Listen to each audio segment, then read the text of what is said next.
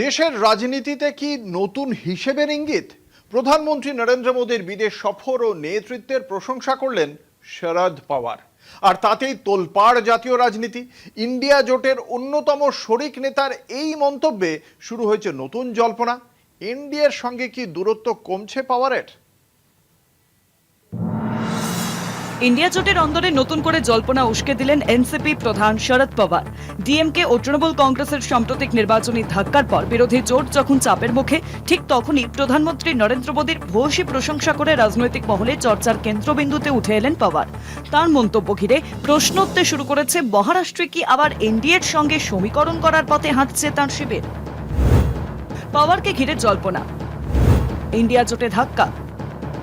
শরদ পাওয়ার এক অনুষ্ঠানে বলেছেন, জাতীয় স্বার্থ রাজনীতির ঊর্ধ্বে, বিশ্বের পরিস্থিতি অস্থির, এই সময় দেশের স্বার্থে দায়িত্ব পালন জরুরি।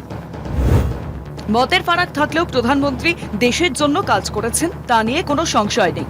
প্রধানমন্ত্রীর বিদেশ সফর নিয়ে অযথা সমালোচনা করা উচিত নয়। ইন্দিরা গান্ধী, পিভি নরসিমহা রাও এবং মনমোহন সিং দেশের ভাবমূর্তি উজ্জ্বল করেছিলেন। এখন দেশের ভাবমূর্তি উজ্জ্বল করছেন নরেন্দ্র মোদী।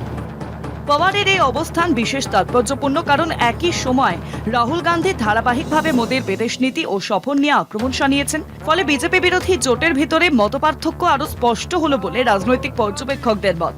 এখন নজর মহারাষ্ট্রের রাজনীতির দিকে। পাওয়ারের এই মোদী বন্দনা কি শুধুই সৌজন্য, নাকি নতুন রাজনৈতিক সমীকরণের ইঙ্গিত?